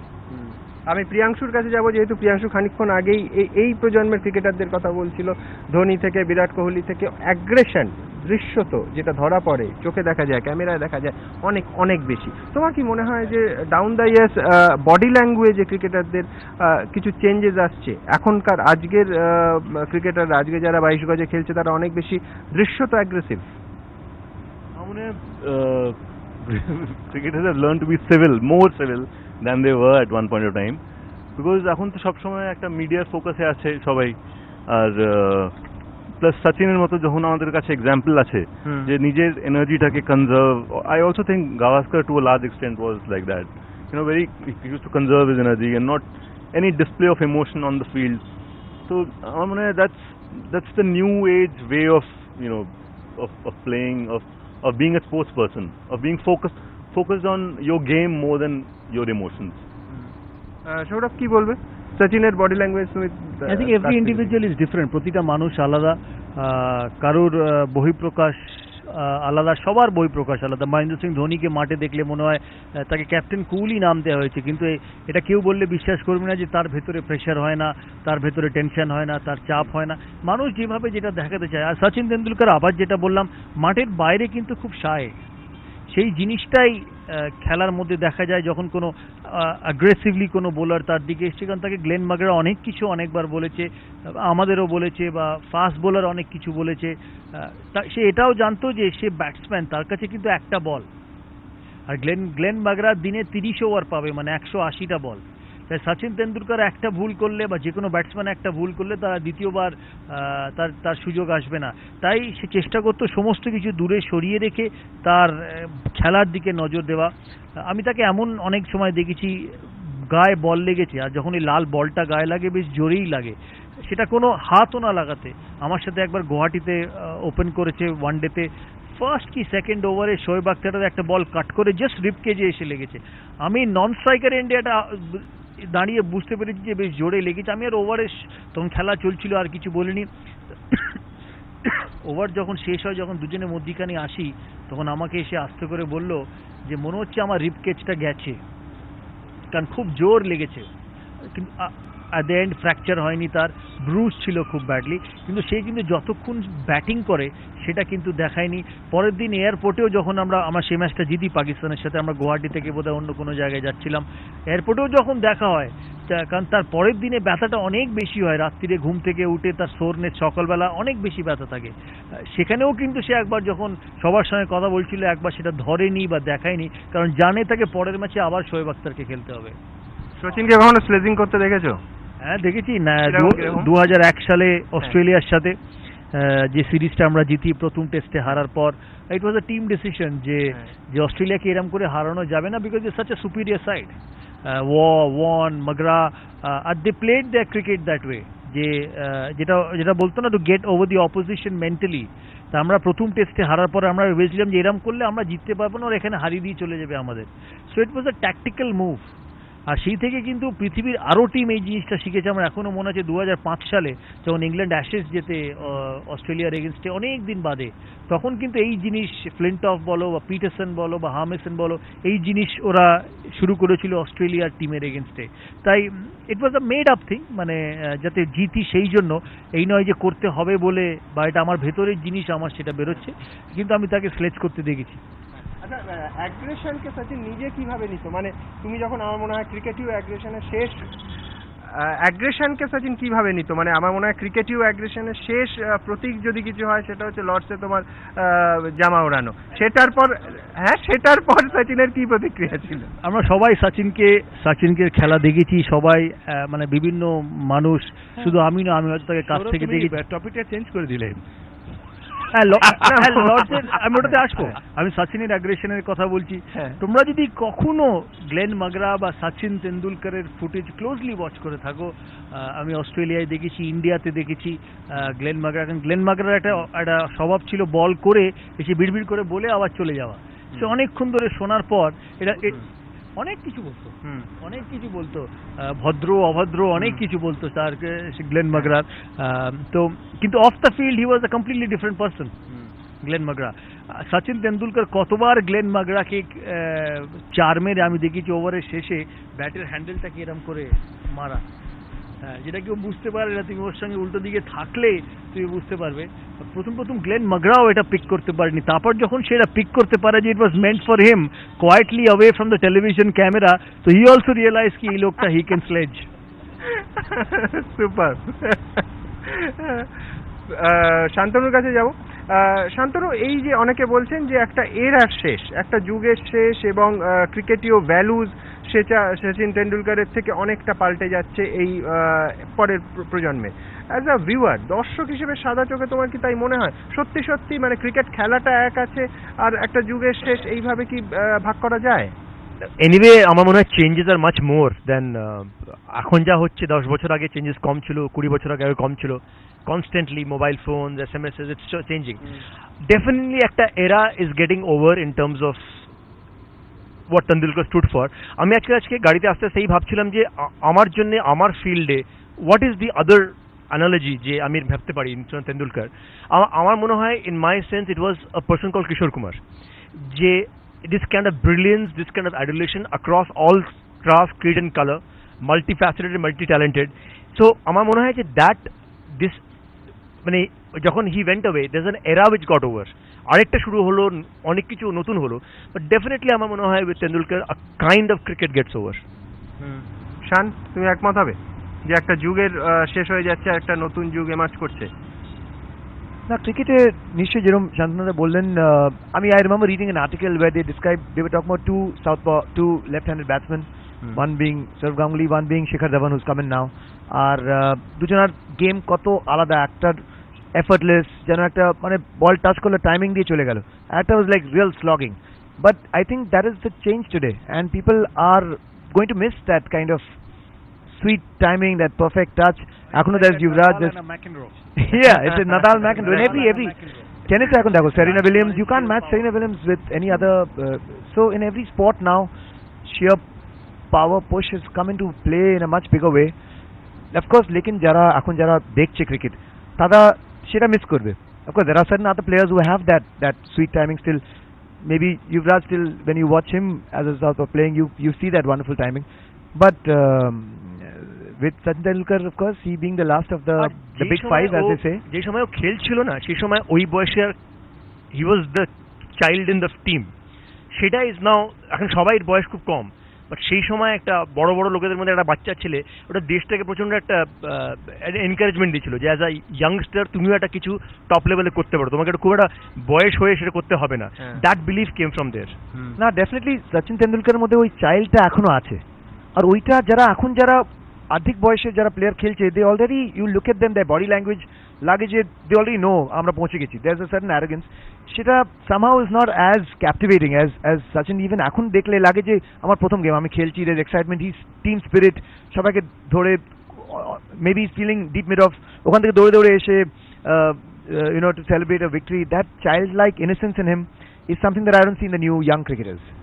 And I think another thing ki Sachin's je spirit R Sachin's je technique, এইটা thanks to এত যে coverage হয়েছে, I'm sure a whole lot of young cricketers are already watching it, coaches are watching it, so people are getting a mix of his his delicate stroke play as well as passing.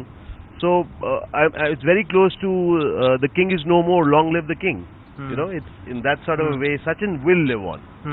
এইখান থেকে আমি একটা broader question আসবো সৌরভের কাছে।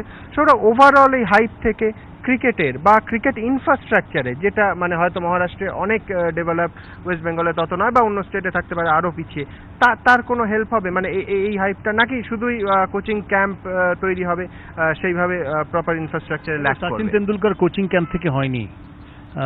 Infrastructure যখন আমি খেলা শুরু করি ভারতের 96 সালে, আর যখন শেষ করি 2010 সালে, ইনফ্রাস্ট্রাকচারে আকাশ পাতাল তফাৎ হয়ে গেছিল। মানে স্টেডিয়াম, যেমন কি ইডেন গার্ডেন্সও আমরা এখন দেখি, ইডেন এত ফেভারিট গ্রাউন্ড সারা ভারতবর্ষে, সারা পৃথিবীর প্লেয়ারদের কাছে, সেখানেও আমি ইনফ্রাস্ট্রাকচার, তুমি ওয়ানখেড়েতে যাও, আমি প্রথম টেস্ট ম্যাচ খেলি ওয়ানখেড়েতে 97 সালে শ্রীলঙ্কার সাথে, এখানে 170 রান করেছিল, সচিনও আমার সাথে ওই টেস্ট ম্যাচে 100 করেছিল। তখন ওই ওয়ানখেড়ে স্ট্যান্ডস আর ওই ড্রেসিং রুম, আর এখন তুমি ওয়ানখেড়েতে ঢুকবে যেন মনে হবে it's like chalk and cheese, এত তফাৎ। তাই ক্রিকেট ইনফ্রাস্ট্রাকচার ভারতবর্ষে অনেক এগিয়েছে। ভারতীয় ক্রিকেটের যেটা সবচেয়ে বড় গুণ বা সবচেয়ে বড় ইমপ্রুভমেন্ট, যে প্রতিটা অ্যাসোসিয়েশনের এখন নিজের মাঠ, তাদের সরকারের কাছে যেতে হয় না, তাদের মাঠ লিজ নিতে হয় না, তারা নিজেরা জায়গা কিনে নিজেরা স্টেডিয়াম তৈরি করে। তুমি রাঁচিতে যাও, তুমি নাগপুরে যাও, ছোট ছোট যেখানে আগে কোনদিন ক্রিকেট খেলাই হতো না, এইসব স্টেডিয়ামে গিয়ে দেখবে তুমি ফেসিলিটিস, ইটস আনরিয়েল, আনবিলিভেবল। আর এর থেকেই ভারতীয় ক্রিকেট কিন্তু এই জায়গায় এসে পৌঁছেছে। কারণ এই যে নতুন যারা প্লেয়ার, ধাওয়ান, রোহিত শর্মা, বিরাট কোহলি, তারা একাডেমিতে যায় বিসিসিআই, সেখান থেকে তারা তৈরি হয়। আইপিএল একটা মস্ত বড় প্ল্যাটফর্ম, যেখানে শেখর ধাওয়ানকে বিলিভ করায় যে আমি জ্যাক ক্যালিসকে মাঠের বাইরে মারতে পারি। কারণ আগেকার দিনে শুধু তুমি ভারতের হয়ে খেললেই ইমরান খান বা কার্টলি অ্যামব্রোজ বা বব উইলিসকে খেলতে পারতে। এখন তুমি আইপিএলে ফার্স্ট ক্লাস ক্রিকেট খেলেও তুমি you can actually bat against Dale Steyn. আর তুমি একটা ডেল স্টেনের এগেনস্টে যদি 50, 60 বা 100 করো, তোমার সিলেক্টরদের চোখে পড়ে, তোমার নিজের কনফিডেন্সটাও অনেক বেশি বড় হয়ে যায়। তাই তারা যখন ন্যাশনাল লেভেলে আসে, দে আর অ্যাকচুয়ালি অ্যান এন্ড প্রোডাক্ট। আর আমরা যখন ন্যাশনাল লেভেলে প্রথম আসি, আমার মনে আছে 92 সালে আমি প্রথমবার ভারতীয় টিমের সাথে অস্ট্রেলিয়া যাই, তখন আমার 17 বছর বয়স, 17 কি 18 বছর বয়স। আমার ফার্স্ট দিন আমি পার্থে পৌঁছি, আমাকে কপিল দেব বলে লেটস হ্যাভ ডিনার। তো I didn't know what to say. কিন্তু তুমি এই শেখর ধাওয়ান বা রোহিত শর্মা বা Virat Kohli, you see them dealing with Sachin Tendulkar, it's completely different.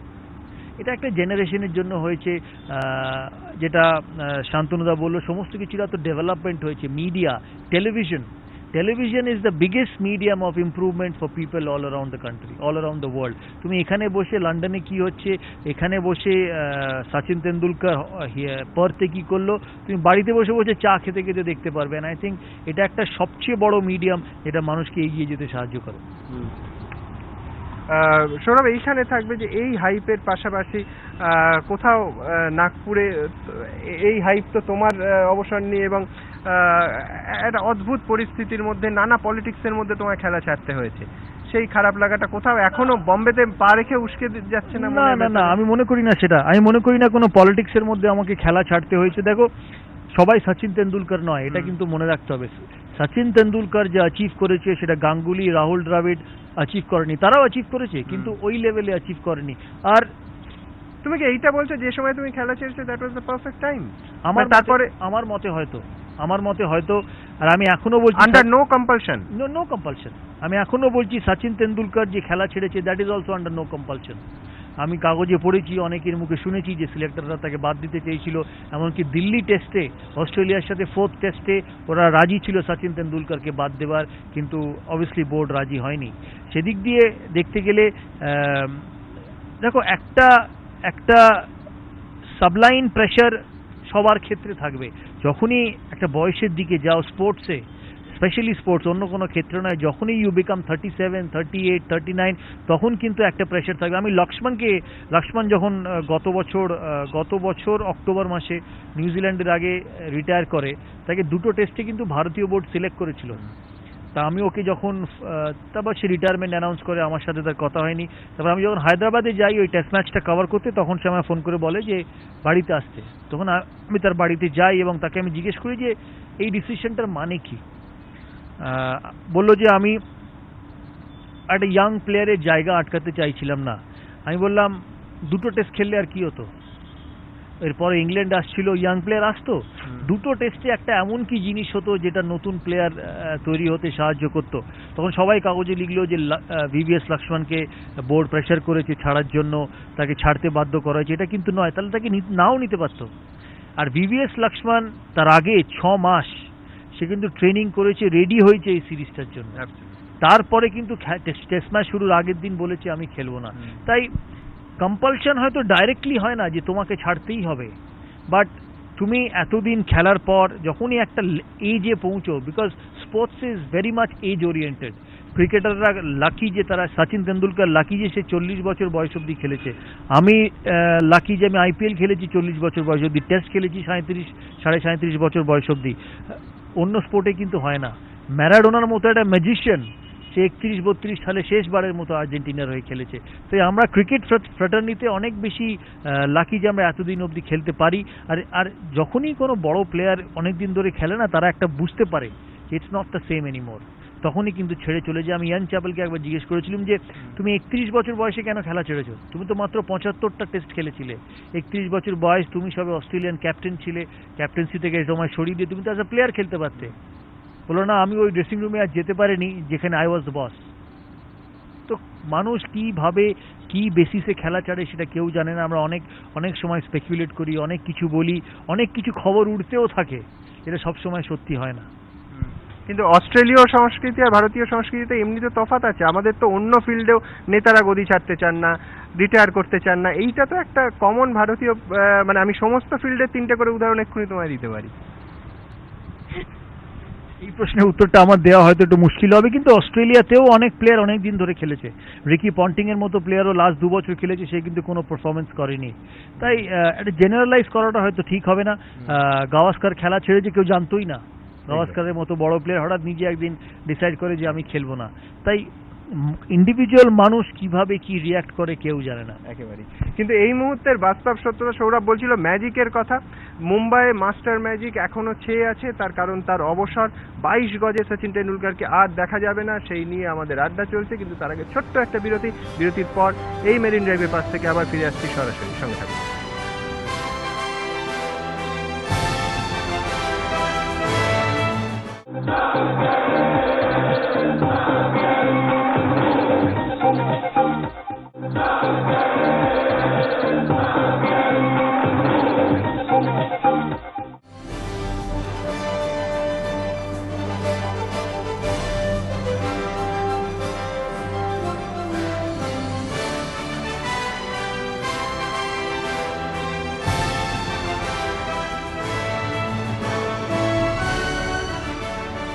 Mumbai master magic বিরতির পর আপনাদের সবাইকে স্বাগত মুম্বাই থেকে সরাসরি।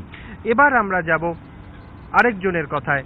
এই মুহূর্তে সচিনের পাশাপাশি মিডিয়ার যাবতীয় অ্যাটেনশন তার ওপরও, এবং সেই নিয়ে গোটা দেশের চর্চা কম হচ্ছে না। সৌরভ, এখানেও একেবারে ব্যক্তিগতভাবে তোমার কাছে জানতে চাইবো, অর্জুন টেন্ডুলকার ওর ছেলে গত রোববার 1 রানে আউট হয়েছে, সেটাও আমি দেখছিলাম, এখানকার সমস্ত কাগজে খবর হয়েছে।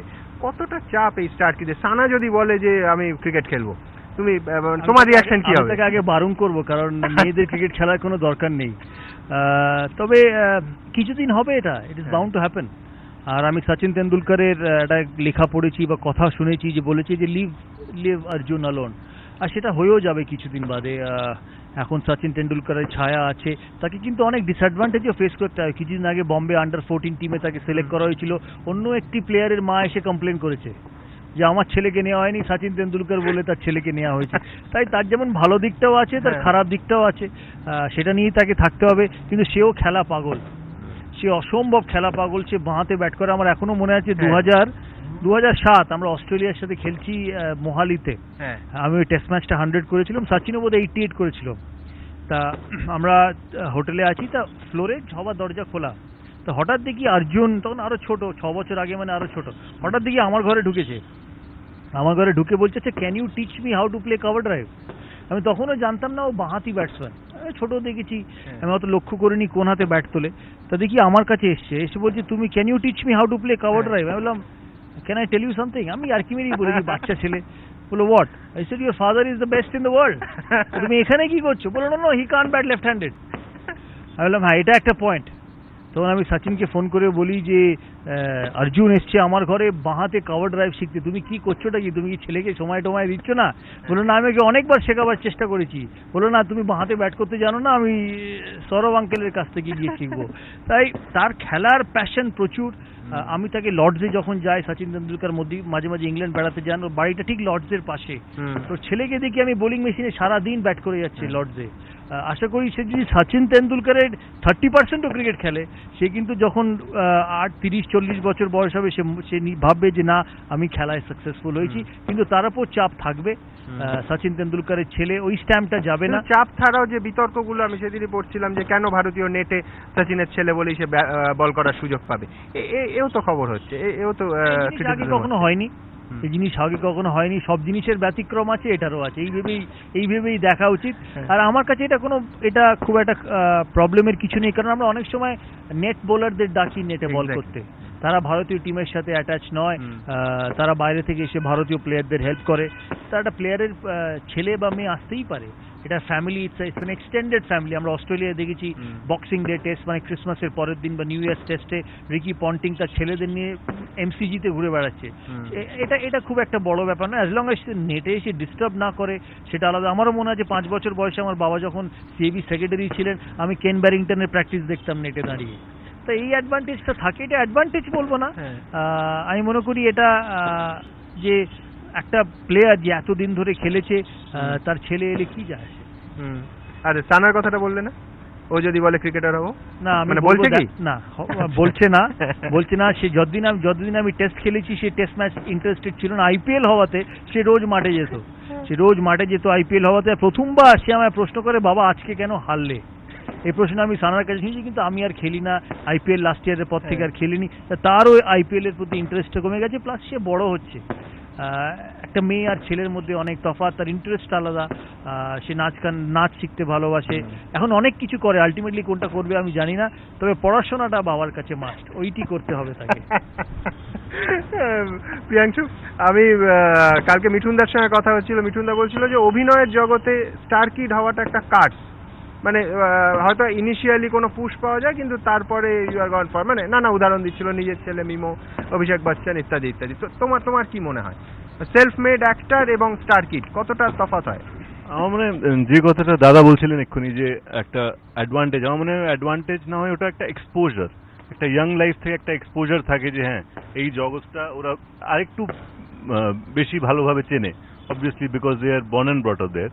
বাইরের থেকে এলে একটা ডিসঅ্যাডভান্টেজ থাকে যে হ্যাঁ ওইগুলো you have to learn the ropes yourself, কিন্তু একটা অ্যাডভান্টেজও থাকে, ওই প্রেশারটা থাকে না যে প্রেশারটা ওই স্টার কিডের উপরে আছে, ওই প্রেশারটা আউটসাইডের উপরে নেই, কারণ ওকে তো কেউ চেনে না। So that advantage is also there. কিন্তু অন্যদিক দিয়ে রণবীর কাপুরকেও দেখতে হবে, আমার হিউজ ফেভারিট রণবীর কাপুর, মানে is got that spark on the screen. সেও তো স্টারের ফ্যামিলির থেকে। So there is no hard and fast rule, কোনো হার্ড অ্যান্ড ফাস্ট রুল নেই। প্রথম হয়তো অ্যাডভান্টেজ ডিসঅ্যাডভান্টেজ থাকবে, কিছুদিন বারে talent you can't ignore, just like you can't ignore Ranbir Kapoor, Kareena Kapoor, they all come from big families. Salman Khan, তার বাবা সলিম খানও নাম করা একজন লোক ছিলেন। তো it's about talent at the end of the day, কারণ এই হ্যাংওভারটা কিছুদিন থাকে, তারপর the reality comes in. Sourav, একটা জিনিস খুব জানতে ইচ্ছে করে যে ধরো অ্যাক্টিভ ক্রিকেট ছেড়ে দেওয়ার পরও তোমার যারা টিমে ছিল বা সচিন আর তোমার বন্ধুত্ব আমরা সবাই জানি, সেইটা কন্টিনিউড হয়, মানে আমি বলছি ফ্যামিলি লেভেলেও হয়, কিন্তু কম দেখা কম হয়। সে বম্বেতে থাকে, আমি কলকাতায় থাকি, বম্বেতে এলে তার সঙ্গে দেখা হয় মাঝে মাঝে। প্লাস যেমন ধরো আজকে আমি অনেক হয়েছিলাম, ও একই শহরে আমিও এক শহরে, খেলা লাগিয়ে সময় সেটা নিজের মনে হয়েছে আমি যেদিন খেলেছি করিনি। বরং ব্যাঙ্গালোরে যখন দেখা হয়েছিল কর্ণাটকা ক্রিকেট অ্যাসোসিয়েশনের গোল্ডেন জুবিলি না প্ল্যাটিনাম জুবিলি সেলিব্রেশনে, তো obviously there was no pressure, অনেক রিল্যাক্স। তো আমরা প্রায় রাত 2-2-2:30 অব্দি উই স্যাট অ্যান্ড চ্যাট। এই কিছুদিন আগে, এই যে রিটায়ারমেন্ট অ্যানাউন্স করার আগে, তো অনেক কথা হয়, ইয়াং ডেজের কথা হয়, সে যেদিন রিটায়ার করে আমার সঙ্গে তার কথা হয়। তো টাচ তো থাকি, কিন্তু এই একটা জিনিস যে ফ্যামিলির যোগাযোগ বহুবার ডোনার অঞ্জলি শপিং এ অঞ্জলি কলকাতায় এসেছিলেন, অঞ্জলি কলকাতায় এসেছিলেন হাজব্যান্ডের টেস্ট ম্যাচের জন্য, তখন দেখা হয়েছে, ফ্যামিলির যোগাযোগ থাকে। আমি সচিনের 3টে বাড়ি ঘুরেছি বম্বেতে, প্রথমবার যখন ফ্ল্যাটে যাই, আর এটাও কিন্তু একটা দৃষ্টান্ত। আমি প্রথমবার যখন তার ব্যান্ডার ফ্ল্যাটে যাই, 2 বেডরুম ফ্ল্যাট ছিল, হঠাৎ গিয়ে দেখি একটা ইয়ের দেয়ালই নেই, মানে বোধহয় 6 তলা না 7 তলায় থাকতো, দেখি প্লাস্টিক দেওয়া। আমি ওকে ঢুকে জিজ্ঞেস করলাম এটা কি হলো, বললো না দেওয়ালে রেনোভেশন চলছে, মানে তুমি যদি যাও তুমি 7 তলা থেকে নিচে দেখতে পাবে। লাকিলি তার দে ওয়ার জাস্ট টুগেদার 2, তখন সারাও হয়নি, অর্জুনও হয়নি। তারপরে তার আরেকটা ব্যান্ড্রা ফ্ল্যাটে যায় পরে, যেটা সে শিফট করে ডিউপ্লেক্সের এখন তার নতুন বাড়িতে। তার এই ডেভেলপমেন্টও আমি দেখেছি ওভার দ্য পিরিয়ড। তাই যখন একটা মানুষকে অত কাছ থেকে তার সমস্ত ডেভেলপমেন্ট দেখে, তার ক্রিকেট ডেভেলপমেন্ট, ক্রিকেটের সাথে তার পারিবারিক ডেভেলপমেন্ট, তার নিজের লাইফস্টাইলের ডেভেলপমেন্ট, তাই মানুষটার প্রতি অনেক রেসপেক্ট বেড়ে যায়। Because whatever Sachin Tendulkar has achieved is on his own. নিজে খেটে 24 বছর খেলার মাঠে রোগরে, he is achieved what is earn today. That's why the respect is even more. Abhijit, এই যে খেটে কেরিয়ার তৈরি করা, মানে ধরো একটা ক্রিকেটারের কেরিয়ার অন্য ফিল্ডের থেকেও সেটা থেকে তো সঙ্গে সঙ্গে রিটায়ারমেন্ট। মানে আমি বলছি যে তুমি গানের জগতে আছো, অভিনয়ের জগতে আছো, একজন হিরো, সে ক্যারেক্টার আর্টিস্টের জায়গা পেতে পারে, কাজ করতে পারে তার ইচ্ছে হলে, কিন্তু একজন ক্রিকেটারের মাঠটাতে ফিরে আসার আর কোনো উপায় হয় না, যদি না কোচিং এর ক্ষেত্রে। এইটা কি তোমার কত বড় ইনসিকিউরিটি বা কতটা তফাৎ লাগে তোমাদের ফিল্ডের সঙ্গে? আমার মনে হয় যতদিন Sachin Tendulkar as a cricketer খেলেছে, তখন একটা লিমিটেশন ছিল কি একটা ইন্ডিয়ান টিমে খেলতে হবে, হোয়াট এভার ইন্ডিয়ান টিম। নাও তার কাছে দ্য ওপেন ওয়ার্ল্ড, প্রত্যেকটা ক্রিকেট ম্যাচ আমার মনে হয় চাইবে কি ওই ক্রিকেট ম্যাচে Sachin Tendulkar should be the expert commentator, কিংবা একটা অ্যাট্রাকশন প্রত্যেকটা জায়গা। আজকে যদি জিম্বাবুয়েতে হয়, কিংবা সাউথ আফ্রিকাতে ম্যাচ হয়, অস্ট্রেলিয়াতে হয়, this is the high time কি যেরকম আমাদের সৌরভকে সব জায়গায় দেখা যায় প্রত্যেকটা। তা আমার মনে that is also something very passionate করা যে, মানে সেটা again you are involve with the profession, আর ওইটা একটা প্যাশন। আমার মনে হয় কি লোকেরা হয়তো সচিন তেন্ডুলকরকে বলতে অনেক কম শুনেছে, কোনো কমেন্ট্রি করতে কম শুনেছে। People will be now looking forward কি এবার কবে সচিনকে আমরা এই রূপে দেখবো। অ্যান্ড আই থিঙ্ক যে as a role model, as a modelling, he that is a wonderful job. He is still India's number 1 model. ওর বা প্রত্যেক প্রোডাক্ট সেল হয়। আমার মনে হয় না কি এরপরও যদি সচিন এন্ডোর্স করে তো অতটাই ইম্প্যাক্ট থাকবে, ওর সম্মান যেটা বেড়েছে অতটা ইম্প্যাক্ট থাকবে। I think he is another Amitabh Bachchan of. Amitabh Bachchan আজকে 2 বছর 3 বছর হয়তো একটা ছবি করে, কিংবা 1 বছর একটা ছবি করে, but he is still there. Sachin Tendulkar and cricket is a one word. খেলছে কিনা, যেরকম কিশোর কুমারের গান, আমরা কিশোর কুমারকে দেখতে পাচ্ছি না, কিন্তু কিশোর কুমারের গান চিরকাল আমরা শুনে আসছি। তো ক্রিকেট মানেই সবাই কেউ ভালো খেললে সচিন তেন্ডুলকরকে দেখবে তার মধ্যে, আর সচিন তেন্ডুলকর থাকবে ক্রিকেটের জগতে। আমার এটাও লাগে কি আমরা একটু রিটায়ারমেন্টকে একটুখানি একদিকে তো গ্লোরিফাই করি, আর একদিকে একটা এমন দেখাই কি এমন এটা একটা ডেথ নেল। এটা I think it's just change in role, and Saurabh is a prime example of how that beautiful transition he's made. So he's there with us. So জানি না সচিন commentator হবেন কিনা, expert comments এ যাবেন কি, modelling জানি না, but definitely I am clear that এটাও জানি না কি উনি কোচিং এ যাবেন, কি উনি একটা স্কুল শুরু করবেন, but there will be a transition like for each one of us. আমরা যখন ক্যারিয়ারে আলাদা আলাদা টাইমে থাকি, আমরা আলাদা আলাদা রূপ নিই, and if we can be amazing ওই যেই ফিল্ডে আমরা ওই সময় আছি, ওর থেকে বেশি ভালো প্রেরণা আর কিছু হতে পারে না। শান্তনু, প্রচুর এই অনুষ্ঠান করতে করতে SMS আসছে, অপরিচিত একটি নাম্বার থেকে এসেছে। তারা বলছে যে 199তম টেস্টে LBWটা ছিল না, সচিন তেন্ডুলকরকে আউট হতে হলো। তো সচিনের সঙ্গে যদি এরকম হয় তাহলে কেন ডিসিশন রিভিউ সিস্টেম চালু করা হচ্ছে না? তোমার কি? ঠিক লোককে ঠিক প্রশ্ন করেছো। এই প্রশ্নটি আমায় করেনি, শান্তনু দাই করেছে। তোমার কাছে আসবো শান্তনুর উত্তরটা নিয়ে আসবো। এটা নিয়েও যে সচিন এটা কেন অপোজ করতো, আমি আসবো। মনে হয় যে এই SMS থেকে একটা সত্যি ক্লিয়ার হচ্ছে যে এই গেমটা কিন্তু এখনো cricket is game of glorious uncertainties. মানে সব জিনিস যদি বুঝে যেতাম তাহলে হয়তো ক্রিকেট থাকতো না। লুডো হয়ে যেত। এই যে 99 মানে এই লাস্ট পেনাল্টিমেট টেস্ট ম্যাচে যে এত বড় একটা লেজেন্ডও যে একটা ভুল ডিসিশন হয়তো আউট হতে পারে, which is what is cricket all about and it's okay. Sourav, এটা কি ঠিক যে এই সিস্টেমকে, এই ডিআরএস কে সচিন সবসময় অপোজ করেছে? তার কারণ আছে, কারণ প্রথমবার যখন ডিআরএস হয় একটা কথা আছে না, first impression last for ever. Sachin Tendulkar বা আমরা যখন প্রথমবার 2007-এ শ্রীলঙ্কা যাই, ডিআরএস সিস্টেম সেই প্রথমবার চালু হয় ওই সিরিজে।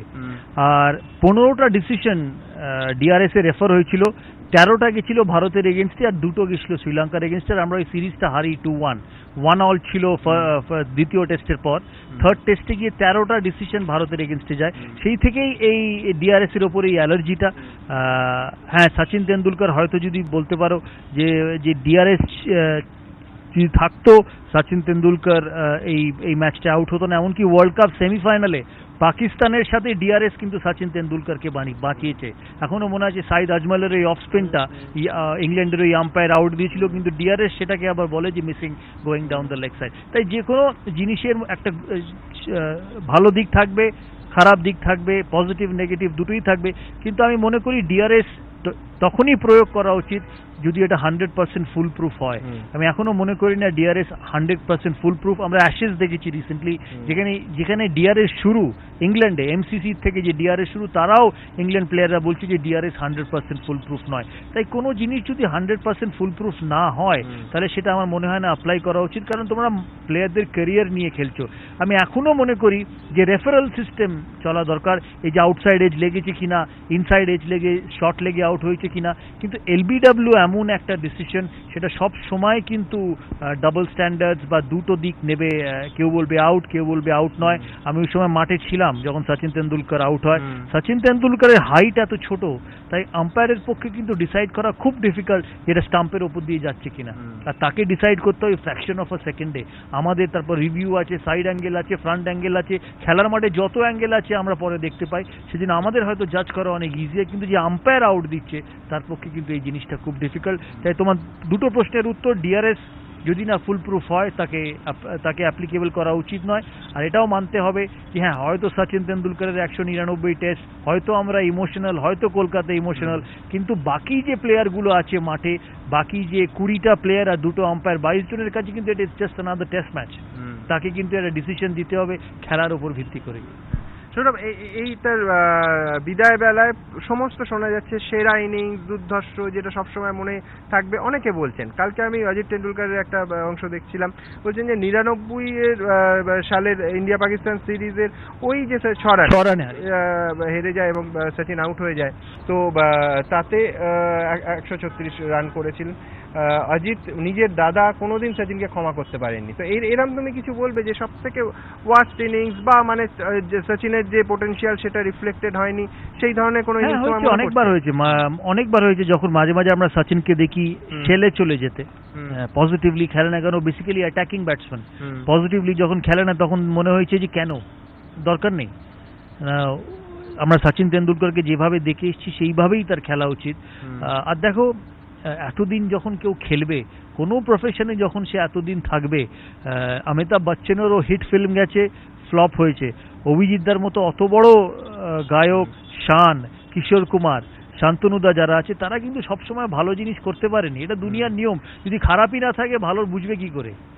সেই দিক দিয়ে আমি মনে করি যে ভালো খারাপ মিশিয়েই যে কোনো সাকসেসফুল মানুষ, সাকসেস সেই হয় যার ভালোটা বেশি খারাপের থেকে। সচিন তেন্ডুলকর সারা পৃথিবীর মানুষকে অনেক আনন্দ দিয়েছে। 100টা ইন্টারন্যাশনাল 100, লোকে গুনতে গুনতে টায়ার্ড হয়ে যাবে। 100টা ইন্টারন্যাশনাল 100, 30,000 রান। তারপরে ভারতীয় ক্রিকেটের ইতিহাসে তারপরে যদি দুটো ব্যাটসম্যান দেখো, তেন্ডুলকর, দ্রাবিড় আর গাঙ্গুলি, তাদের মধ্যে আর তেন্ডুলকরের মধ্যে প্রায় 10,000 রানের তফাৎ টোটাল ইন্টারন্যাশনাল লেভেলে। তাই এর থেকে বোঝা যায় যে মানুষটার কত বড় ইম্প্যাক্ট ইন্টারন্যাশনাল ক্রিকেটে। তাই এতদিন যে খেলেছে তার কিন্তু এরকম সময় আসবে, কিন্তু আমরা সব সময় দেখতে চাই অ্যাটাকিং সচিন তেন্ডুলকর। আমাদের চাহিদা অনেক বেশি, আমরা চেয়েছিও অনেক বেশি, কিন্তু এটা তার পক্ষে সব সময় সম্ভব নয়। শান্তনু, এইরকম যখন কোনো কেরিয়ারে, যে কোনো ক্রিয়েটিভ মানুষের কেরিয়ারে একটা ব্যাড ফেজ চলে এবং চতুর্দিকের ক্রিটিসিজম এবং এমনকি মানে আমি যে কোনো ক্রিয়েটিভ কাজে যে ফুরিয়ে গেছে, শেষ হয়ে গেছে, আর কিছু দিতে পারবে না, সেখান থেকে কামব্যাকটা যে কোনো মানুষের পক্ষে কতটা কঠিন? সচিনের জীবনে ক্রিটিসিজমের দিক থেকে এরকম ফেস বহুবার। আমি জানি না স্পোর্টস এক্স্যাক্টলি কি হয়, কিন্তু আমাদের আর্টসে কি হয় যে প্রথম কথা যেটা হয় যে সেলফ কনফিডেন্সটা যায়। It's really about the self confidence, যে আমি কি আমার মধ্যে এই capability, I I good enough. আজকে প্রফেশনাল স্পোর্টসে there are lot of people যে তোমাকে বলতে পারে যে yes you are good enough, হয়তো সেই প্রফেশনাল সাপোর্টটা আমার ফিল্ডে নেই, তোমাকে সেলফ জাজমেন্ট করতে হয়। But at the end of it আমার মনে হয় ইটস এ সেলফ বিলিভ যে yes I am good enough, self belief also যে I am good enough but it's time for me to go. এই দুটো জিনিস কিন্তু সেই কলিংটা আসে, অ্যান্ড ইটস আমার মনে হয় সেটা শোনা ইজ বেটার দ্যান হিয়ারিং বাকি লোকেরা কি বলছে। That inner calling is important. At times you need to get criticized to reinvent. অনেক সময় if everything is good around you, you lose that hunger, you lose that passion. সেজন্য আমি মনে করি ক্রিটিসিজম স্পোর্টসে অনেক বেশি, কারণ সচিন তেন্ডুলকারের আমি দেখেছি 2006 সালে এন্ডুলকার কথাটা তার নামের সাথে লেখা, আমি সেটাও দেখেছি। আবার সেই সচিন তেন্ডুলকারকেই মানুষ বলেছে পৃথিবীর সর্বকালের শ্রেষ্ঠ ব্যাটসম্যান। তাই মনে করি ক্রিটিসিজম কোনো না যে কোনো অ্যাসপেক্ট অফ লাইফে ইম্পর্টেন্ট। মাঝে মাঝে দেয়ালে ধাক্কা দেওয়াটাও ইজ ইম্পর্টেন্ট, যে একটা লোককে ঠেলতে দেয়ালের কাছে নিয়ে যাওয়া, to see how he reacts. And I think people rediscover themselves that way. সেজন্য আমি মনে করি সব জীবনের সব ক্ষেত্রে ক্রিটিসিজম ইজ ইম্পর্টেন্ট। সৌরভ, এই অনুষ্ঠানের একেবারে শেষে তোমার কাছে জানতে চাইবো, আমি জানি তুমি বলেছিলে দর্শকদের সঙ্গে শেয়ার করতে চাইবো, বহুবার তোমার বাড়িতে নেমন্তন্ন খেতে সচিন গেছে, কখনো একা কখনো সপরিবারে। বাঙালি খাবার কতটা পছন্দ করে সচিন? সে খাবারই পছন্দ করে। আমার এখনো মনে আছে আমার বাড়িতে নয়, আমরা কলম্বোতে 97-98 সালে একজন বন্ধুর বাড়ি গিয়েছিলাম, তা সে জিজ্ঞেস করেছিল তোমরা কি খাবে? আমরা ছিলাম ক্যাঁকড়া খেতে ভাল লাগে, ক্র্যাব খেতে খেতে খেতে এই বেড়াল বলে না এত ভাত নিয়েছো বেড়াল ডিঙোতে পারে না, এত ক্যাঁকড়ার খোল হয়েছিল যে আলটিমেটলি দুজনের লজ্জা লাগলো কি না থাক আর নয় এবার লোকে নেমন্তন্নই করবে না। তাই খাবার এমন একটা জিনিস সবার প্রিয়। আমরা এখনো মনে আছে ইয়েতে গেছিলাম কেনিয়াতে 2000 সালে, আমি ভারতের ক্যাপ্টেন, তখন সবাই ক্যাপ্টেন হয়েছি, তো আমাকে জোর করে ওখানে একটা কার্নিভোর রেস্টুরেন্ট আছে সেখানে নিয়ে যাওয়া হয়। আর আমার বাড়িতে ছোটবেলার থেকে মায়ের ধাক্কা খেয়ে গরুর মাংস মাংস আমার খাওয়া অ্যালাউড ছিল না, বাড়িতে এখনো অ্যালাউড নয়। মা যদি জানে কোনোদিন খেয়েছি আমার চান করে বাড়িতে ঢুকতে আসে, আমার বাড়ির এরকম অবস্থা। তো সেখানে আমি গেছি, আমরা অস্ট্রেলিয়াকে হারাই, কোয়ার্টার ফাইনালে হারিয়ে আমরা রাত্রিরে সবাই মিলে খেতে গেছি। তা মস্ত বড় মেনু কার্ড নিয়ে এসছে, ক্রোকোডাইল মিট, স্নেল মিট, ওখানকার যে আফ্রিকার। তাই আমাকে জিজ্ঞেস করলো তুমি কি নেবে, আমাকে একটা চিকেনের প্রিপারেশন দাও, আমি সব জীবনে খাইনি, এইখানে কিনে এসে তো আবার ডাক্তারও পাবো না, হ্যাঁ তুমি আমাকে চিকেনের প্রিপারেশন দাও। তেন্ডুলকার বলে না ঠিক আছে চিকেনই আমরা খাবো, আমি অর্ডার দিচ্ছি।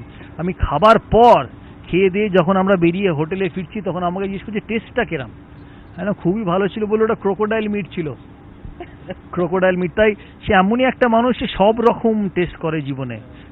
তার খেলার প্রতি যত তার ইন্টারেস্ট, খাওয়া দাওয়া, জামা কাপড়, গাড়ি, এই তিনটে জিনিসে তার সিমিলার ইন্টারেস্ট ছিল আর প্যাশন ছিল।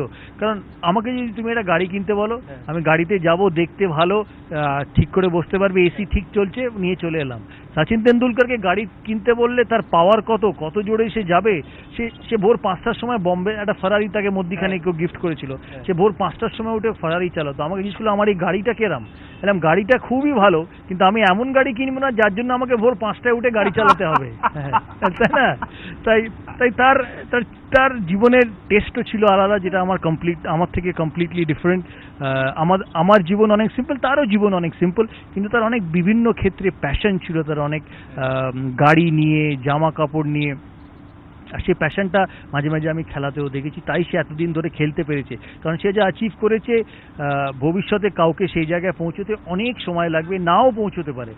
আমাকে যদি আজকে বসে জিজ্ঞেস করো যে কজন পৌঁছবে, আমি বলবো 100-এ, এখন আমাকে জিজ্ঞেস করলে একজন নয়। তা এই জিনিসটা কিন্তু প্যাশন থেকেই হয়, ভালোবাসা থেকেই হয়, যেটা তার বিভিন্ন জিনিসও আমি দেখেছি।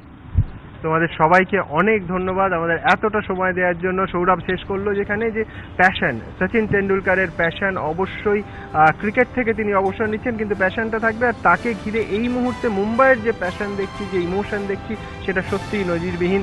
এই মেরিন ড্রাইভের আরোর মারা চিরকালই ছিল, এবং এই যে গাড়ির ছুটন্ত বিন্দুগুলো, মানুষের স্রোত, সব কিন্তু একই রকম আছে। কিন্তু বিশ্বাস করুন, এইবার মুম্বাইয়ে পা দেখে মনে হলো এই মায়ানগরী সত্যি সত্যি একটা মায়া বিভ্রমের মধ্যে চলে গেছে। সেই বিভ্রমের নাম সচিন। মুম্বাই সচিনময়। এই সচিনময় মুম্বাই থেকে আপাতত এই অনুষ্ঠান শেষ করছি। আপনাদের চোখ থাকুক এবিপি আনন্দে।